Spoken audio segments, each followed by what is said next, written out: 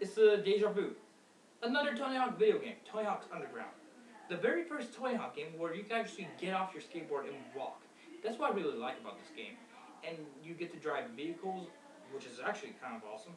And you get to edit your characters with the color or whatever.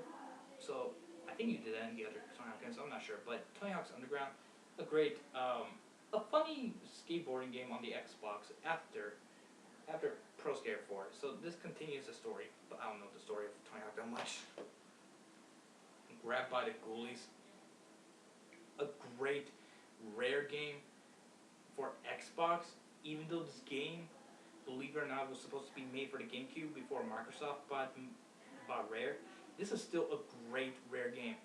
This defines what a Rare game should be.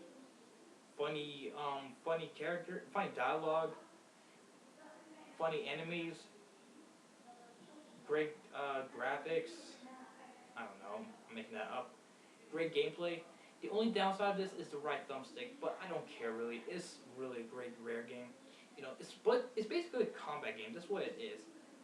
So check this game out, guys. Don't let the reviews hold you back from this game, because trust me, this is a great Rare game. You must check this out. Oddworld Munch's Odyssey. A great platformer, which you guys should check out in the Oddworld series. It's just really cool. Of course, from what I've heard, it starts off from the original Oddworld. I haven't played that yet, but this is my very first Oddworld game. And from what I played so far, it's just really cool. Heck, talking about this game right now wants me to play more of it right now after I get done with this, so I really want to play on this game. Spy vs. Spy. A very disappointing game, if I must say so myself. I'm sorry, but you know, if you play this game, you'll see why. I mean, like, this is not a spy versus spy game at all. This is just a shooter. That's all it is. I mean, like, the controls are messed up. The gameplay is messed up. I mean, like, I wish they could have made this game a lot better. Sad. But happy because Galleon. You know what's the great thing about this game? The creator of Tomb Raider made this game. So it's actually from the creator of Tomb Raider. And, you know, what I really like about this game, the combat is really interesting. And the combat is like, he does these different karate moves, and whenever you punch someone, like, people will start flying in the air. You get to run around bricks. Like, literally, you press this button, and then, like, you start running up around the walls. Just anything with bricks or something like that, or cement, whatever. You know, this game has some crazy moves that I've never seen in gaming before. You guys have to check this out. It's a must-play for any platformer out there. And the world is actually big for a 3D game. Trust me, when I say it's big, I mean it's big. You're gonna like it. Crimson Skies. One of the very first Xbox games, if I'm correct, like one of the launch games for the Xbox. It's actually good.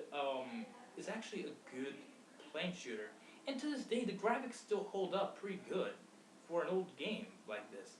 I mean, if you play this game, it looks kind of new because the production value for this game is pretty awesome. I mean, Microsoft back in the day, wow, they had some good technology for their time. So I have to give them props to this. This game is actually a must-play for plane shooters. Flat out. This is actually more of a southern racer. Like, when I mean like southern, I mean like you're going down in the roads, you know, like you're just like, you know, like in the dirt track, the mud, in the south, you know, like in the woods. And then, like, what I really like about this game is, like, whenever you hit a car, and I'm sorry for itching my nose, but it's just whenever you hit a car, the person in this that you're driving, he will fly and he will do like, ah! And then, like, there's also this arena, like, for mini games, like, where you must throw the person out of the car, like I don't know, darts or bowling. It's just weird, but you know what? Who cares? It's for the humor, you know. This game is humorous and, you know, great racing. And I like how they put a lot of detail into this game. Like, whenever you crash into a building, they put a lot of detail in this game, believe it or not. You guys have to check it out and play it. Return to Castle Wolfenstein. I'm not actually used to this game, to be honest. I'm sorry. But this game, the controls on this game is a bit hard for me. I mean, like, I don't know. Maybe it's my controller or something like that, but for some reason, whenever I move the stick, the response won't be there. So, you know, it's really hard to actually get a response from the controller stick. But if you like shooters, then from World War II, check this out. I've heard some great reviews about it. If I can get through the responsive issues. Armed and Dangerous. This was made from LucasArts. May they rest in peace because of Disney. Why could you, Disney? Why? It's just a great shooter, you know. All you're doing really is you're just running around just shooting. That's all you're doing. With some crazy weapons and stuff like that. You know, that's all this is, just a shooter. Your basic third-person shooter. But, I mean, like, you know, it's not bad or anything from LucasArts. It's actually pretty good. Oh my gosh. The best James Bond game I've ever played. Okay. The other James Bond game I talked about, that goes in third place. This goes in second place because this is like the best James Bond game. It's a third-person shooter, believe it or not.